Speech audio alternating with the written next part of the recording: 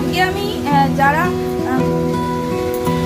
একা থাকে হোস্টেলে যে তাদের জন্য বা মেসে থাকে যারা তাদের জন্য আজকে একটা সোজা এবং সহজভাবে মাছের ঝোল করা শেখাবো। প্রথমে কড়াইয়ে তেল দেবেন, দিয়ে তারপরে আলুগুলোকে কেটে এরকম লম্বা লম্বা করে কেটে নুন হলুদ মাখিয়ে একটু কড়াইয়ে হাই ফ্লেমে একটু ভেজে নেবেন, লাল মানে ব্রাউন করে, হালকা ব্রাউন করে ভেজে নেওয়ার পরে তারপরে ভাজা হয়ে গেলে সেটাকে তুলে রাখবেন।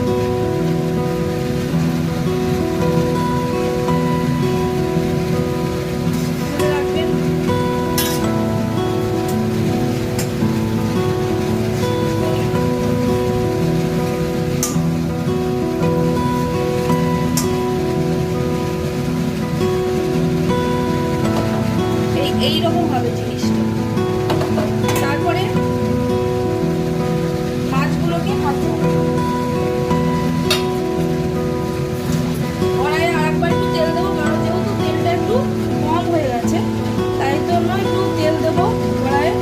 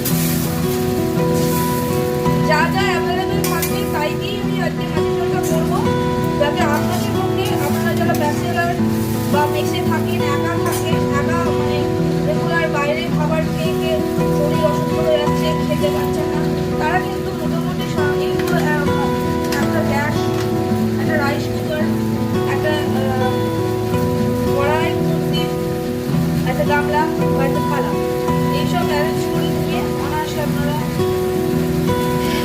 বাড়িতে এসে রান্না করে দিতে হবে। এরপরে আমি এই ঝোলটা একটু ফুটে গেছে,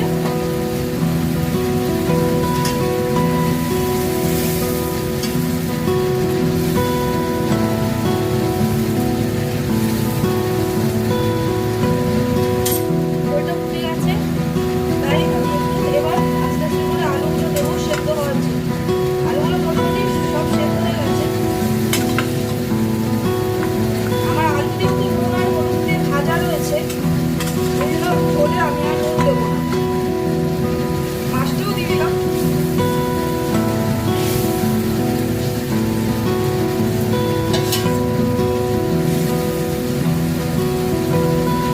এইবার যদি আপনাদের তাড়া না থাকে বা ইয়ে না থাকে তাহলে এটা মোটামুটি সেদ্ধ হওয়ার টাইম দিতে পারেন। আর যদি তাড়া থাকে তাহলে আপনি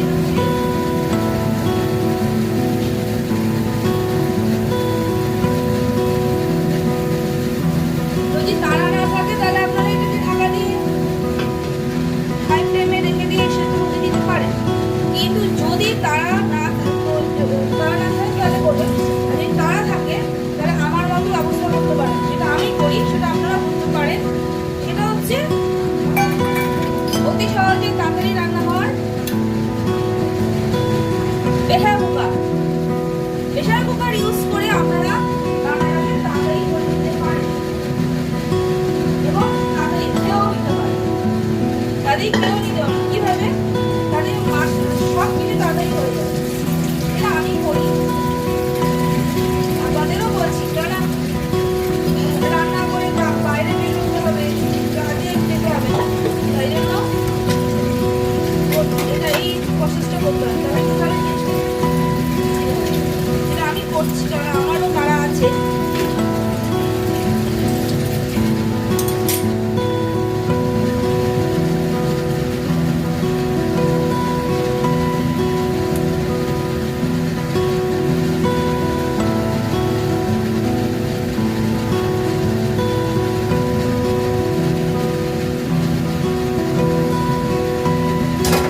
তাই আমি এটাকে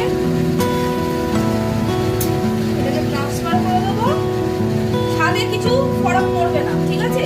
আপনারা ভাবছেন ওমা মাছের ঝোল দিয়ে স্বাদে ফরক পড়বে না, পড়বে না। আমার এবার হলো তাড়াতাড়ি হয়ে যাবে।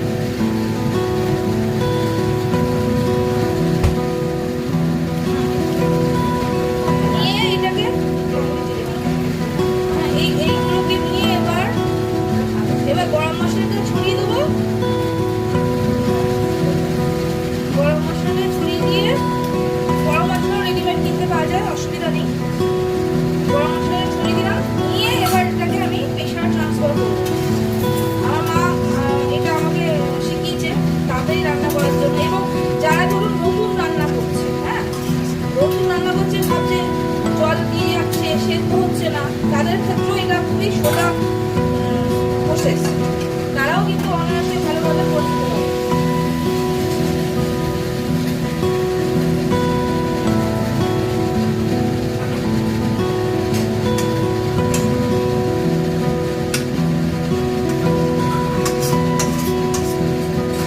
এতে কি হবে, জিনিসটা না কিছু জিনিস অল্প ইয়ে হয়ে রয়েছে, কিছু জিনিস মানে অল্প সেদ্ধ হয়েছে, এই জিনিসটা আপনাদের হবে না।